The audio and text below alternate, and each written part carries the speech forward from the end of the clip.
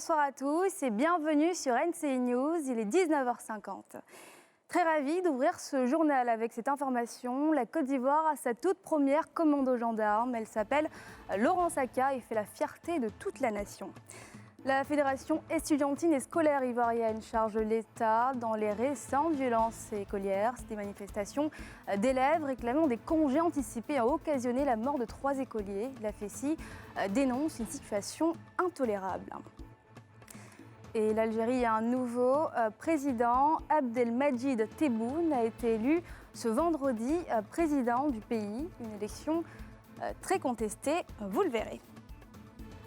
Appelez-la désormais lieutenant adjoint Laurence Aka. C'est la toute première femme officier commando gendarme de Côte d'Ivoire. Elle a reçu cette distinction ce jour à l'occasion de la 17e promotion de ce corps. Elle rentre ainsi dans l'histoire du pays. Pierre Dipomélin et Armel Zozo. Elle fait partie des 337 gendarmes ayant réussi avec brio le stage commando. Sa force physique et sa force mentale ont été rudement éprouvées pendant 3 mois et demi au cours d'une formation qui a longtemps été celle des hommes. Le lieutenant Laurence Adjo Aka, la vingtaine, a reçu ses attributs, une cordelette, un mousqueton et un béret rouge à l'occasion de la sortie de la 17e promotion de ce corps. Une première.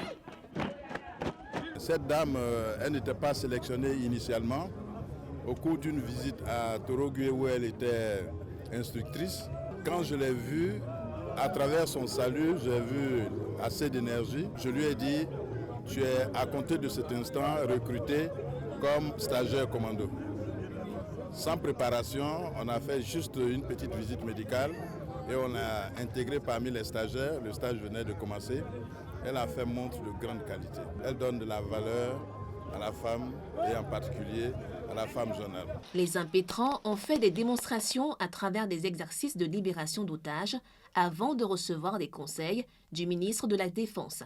Vous devez faire peur à tous les méchants, à tous ceux qui violent la liberté, la sécurité des Ivoiriens. Et vous devez les rassurer. C'est en 2014 que l'État ivoirien a ouvert la gendarmerie à la gente féminine. Aujourd'hui, le corps compte 141 femmes, dont 6 officiers. Encre et salive continue de couler dans l'affaire des violences écolières suite aux manifestations consécutives des élèves pour des congés anticipés. Mise en cause, la Fédération estudiantine et scolaire de Côte d'Ivoire se défend. On écoute à ce propos Saint-Clair Allah, le nouveau secrétaire général de la FESI, à ce propos. Le 29 et 30 du mois dernier, nous étions en séminaire sur la politique d'anticipation sur tous ces fléaux qui minent nos institutions. Et en ce qui concerne les phénomènes de congés anticipés, nous ne sommes pas la première édition si c'était un événement. Chaque année, depuis que Mme Kandi est ministre, nous assistons à ce phénomène qui monte en puissance. Et donc nous avions proposé une sensibilisation, une tournée de sensibilisation sur ce phénomène, sur le respect du calendrier scolaire. Et donc, le Bureau national s'est déployé sur tout le territoire national. Mais malheureusement, face à cette solution intelligente de la FESI qui a estimé qu'à l'école, comme notre slogan c'est zéro violence, on n'a pas forcément besoin de la police ou de la gendarmerie. Quand on parle de formation, quand on parle d'école, et pour nous, il fallait trouver des solutions plus scientifiques. Le ministre même de la Sécurité s'est retrouvé à Yopougon en train de faire une tournée de sensibilisation avec la coordination de Yopougon, FESI. Ça veut dire que la FESI et le ministre de la Sécurité étaient en tournée. Ça, c'est une action intelligente, c'est une action qui donne envie à l'élève de rester à l'école. Mais lorsque un policier veut contraindre l'élève à rester dans l'école, il y a un problème. C'est le cas de Demopro. Il faudrait que les autorités aient le courage de dire à la face du monde que l'élève de seconde âgé de 15 ans, elle est morte par balle. L'élève qui est mort à Daloa, selon les informations que la police donne, celui qui a été appréhendé, il n'est pas élève. Et donc on ne peut pas accuser un acteur du système. J'essaie de parler de la politique générale de l'école. Parce qu'il faut véritablement un diagnostic approfondi. Nos premières pièces d'identité biométrique seront produites en janvier 2020. Pour l'obtenir, il faudra débourser la somme de 5 000 francs CFA. C'est ce qu'a annoncé ce vendredi le directeur général de l'ONESI, l'Office national de l'État civil et de l'identification de Côte d'Ivoire. C'était lors d'une rencontre avec le corps préfectoral. Les précisions de Salif Traoré et Harouna Zeba. Salle de conférence du ministère des Affaires étrangères à Abidjan Plateau. Les membres du corps préfectoral des 108 départements du pays répondent à l'appel de leur ministre de tutelle, Sidiki Diakité. Un point important à l'ordre du jour, s'approprier le vaste projet de la mise en place d'un registre national des personnes physiques avec en ligne de mire la question de la production des nouvelles cartes d'identité biométriques. À ce propos, le directeur général de l'ONICI fait des précisions. Cette fois-ci, nous n'allons pas demander en 2008-2009 d'envoyer un extrait seulement. Pour que nous, on puisse vous donner une carte d'identité, c'est l'état de votre personne. C'est l'extrait, votre nationalité, c'est le certificat de nationalité. Avec ces deux documents, vous payez nos 5 000 et puis on vous donne votre carte. 5 000 francs, ce n'est pas beaucoup parce que la carte, au standard, coûte 14 000 francs. Le ministre de l'Administration du Territoire et de la Décentralisation, Sidiki Diakité, a pour sa part invité l'ensemble de ses collaborateurs à s'approprier ce nouveau processus crucial qui consacre une nouvelle ère.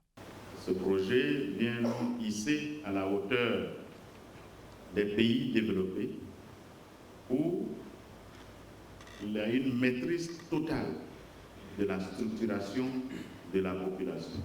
Je puis vous dire qu'à bien des égards, beaucoup de personnes y croyaient peu. Mais je voudrais vraiment vous dire merci pour votre présence et vous demander de considérer ce projet comme votre projet, comme le projet maison. Les préfets ont pour leur part fait des suggestions et autres remarques pour la bonne marche du processus. La RNPP devrait permettre d'attribuer à chaque individu un identifiant unique aux fins de l'identifier dans tous les services d'identification et de l'état civil. En Afrique du Sud, la grogne sociale monte dans le pays en raison de délestage électrique massif depuis le 9 décembre. Un chiffre résume la situation. La Compagnie nationale d'électricité, ESCOM, reconnaît ne pouvoir faire face qu'à 80% de la demande. Tout le monde est touché dans ce pays à tour de rôle sur un principe tournant. Les particuliers, les entreprises, les écoles.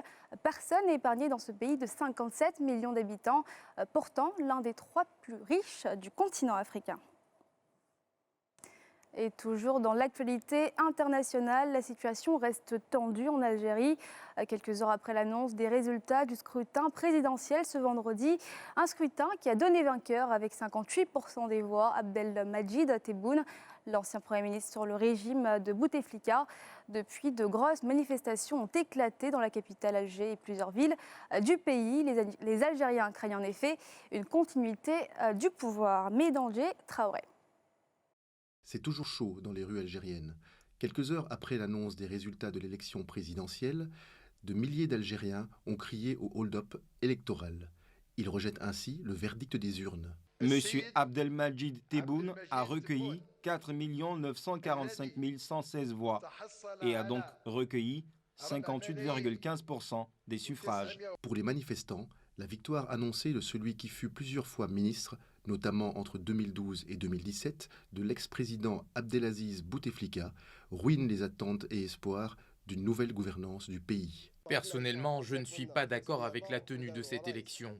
Il est clair pour tout le monde qu'elle est truquée à 100%. Je ne suis pas du tout d'accord avec sa tenue. En dépit des manifestations anti-présidentielles, les partisans du candidat proclamé vainqueur ont fait eux aussi entendre leur voix. Ils ont fêté, dans la rue, la victoire de leur candidat, Abdelmadjid Tebboune. Et le FMI reporte son versement de 48 millions de dollars au Congo-Brazzaville. Le Fonds monétaire international demande à Brazzaville d'intensifier avant sa politique de lutte contre la corruption et le règlement de ses dettes. En réponse, le président Félix Tshisekedi a déclaré, je cite, que tous ces réseaux de corruption seront démantelés et qu'il sera intraitable dans cette lutte. Et il y a quelques semaines, des fêtes de fin d'année, la circulation est devenue encore plus intense dans la capitale ivoirienne. Une situation désagréable pour les usagers de la route. Ils se plaignent de la récurrence chaque année de ces embouteillages monstres. Yéli Traoré et Armel Soso. Les embouteillages sont devenus un phénomène ordinaire dans la ville d'Abidjan. Si le mauvais état des routes est la principale raison des embouteillages, la mauvaise conduite et l'indiscipline au volant sont aussi des facteurs aggravants. Ce phénomène s'accentue en cette période de fin d'année, particulièrement dans la zone d'Adjamé, où se trouve l'un des plus grands marchés de la capitale. Je vois les embouteillages au niveau d'Abidjan constituent aujourd'hui une situation qu'on peut appeler même fléau. La construction des échangeurs, il faut encore qu'on revoie. Le nouveau pont, je crois, fera un ouf de soulagement à la population abidjanaise. Joël Akessé est apprenti Gbaka. Il donne le détail de leur quotidien rythmé par les embouteillages.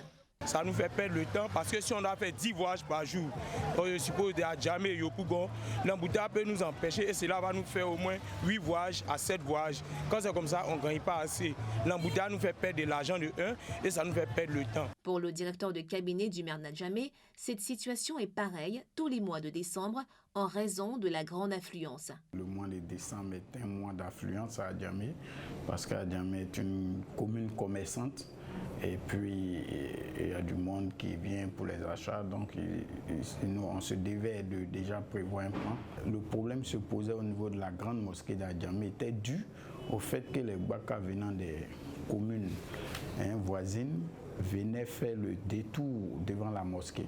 Donc vous imaginez, ce n'est pas un Gbaka 2, vu la fréquence, il y a forcément un bouchon qui s'est créé. Le mois de décembre, malgré notre bonne volonté, je ne parle pas des commerçants, je parle des visiteurs.